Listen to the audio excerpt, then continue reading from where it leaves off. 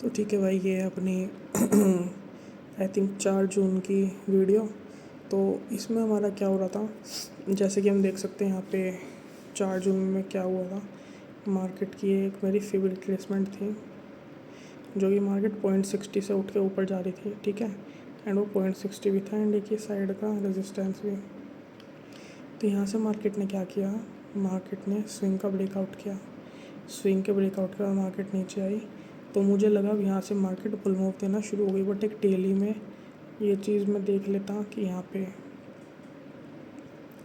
Market ने क्या candle closing करी है। तो यहाँ आ जाते हैं, तो इसने ये एंगल्फ करा पैटर्न, उसके बाद मार्केट ऊपर उठी, 1 आवर में आए। 1 आवर में आने के बाद क्या हुआ, यहाँ से मार्केट ऊपर उठी, उठने के बाद मार्केट अपनी 0.30 पे आई, पावर कम हुई यहाँ पे, ठीक है। एंड 30 मिनट में मतलब यही था, यहाँ पे कुछ ऐसा था ही नहीं कि जो मैं कह सकूँ कि हाँ यहाँ पे मुझे बाय करना था ये वो। तो इसके बाद फिर क्या हुआ, यहाँ पे ये ट्रेड चली गई, मैंने कुछ नहीं देखा। तो उसके बाद मैंने क्या देखा, यहाँ पे जो मेरी गलती थी, जो कि मुझे नहीं करनी रिपीट, और मैं चाहता था वो अपनी गलती को, मेरे को मौका भी था, मैं उस गलती को ठीक कर लेता, मैं अपनी ट्रेड को एग्जिट कर देता, जो कि मेरी सेकंड फेज़ में ट्रेड थी। बट मैंने उसको लेके रखी ताकि वो गलती मुझे हमेशा याद रहे। 4 आवर की कैंडल यहाँ पे थी, ये क्लोजिंग हुई, 4 आवर की ये ओपनिंग हुई।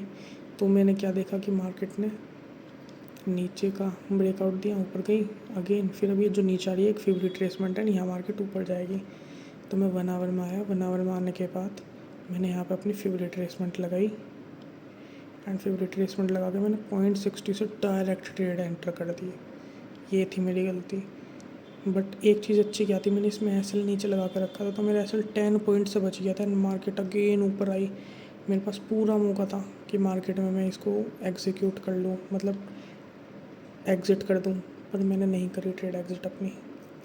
एंड यहाँ पे डायरेक्ट मतलब यहाँ पे क्या चीज़ हुई, पहली स्विंग ब्रेक भी हुई, दूसरा जो कि हमारी वो होती है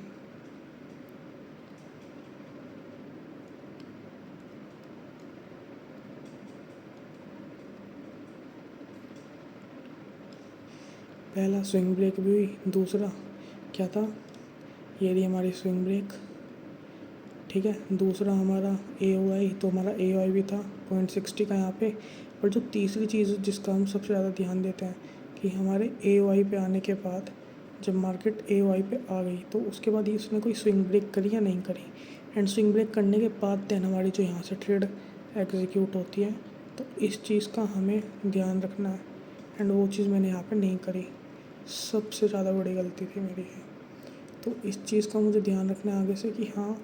एंड तो मैंने डायरेक्ट यहाँ पे अपनी ट्रेड को एग्जीक्यूट कर दिया। ये थी मेरी बहुत बड़ी गलती, जो कि मैं कभी नहीं करूँगा आगे से।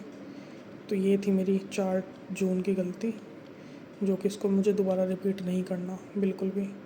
एंड एक रीज़न ये भी था यहाँ ट्रेड ना लेने का, क्योंकि यहाँ पे बाय के लिए कुछ बना ही नहीं था, तो इस वजह से फिर ट्रेड लेके भी क्या ही होता यहाँ पे। तो ये थी यहाँ की मिस्टेक, जो कि नहीं करनी थी दोबारा। एंड अब आ जाते हैं अपने NFP पे, जो हमारी कल NFP थी, इसकी बनाते हैं वीडियो, बताता हूँ। ये तो काफ़ी अच्छी ट्रेड थी, बात करते हैं इस बारे में। तो ठीक है, ये गलती दोबारा नहीं करनी कि AOI पे आके बस डायरेक्ट वेट करके मार्केट, मतलब AOI पे आई मार्केट एंड वहाँ से बाय कर लिया, चाहे कुछ भी हो जाए, नहीं करना। तो जय हो मेरे भोले बाबा जी की, जय हो मेरे मैया जी की।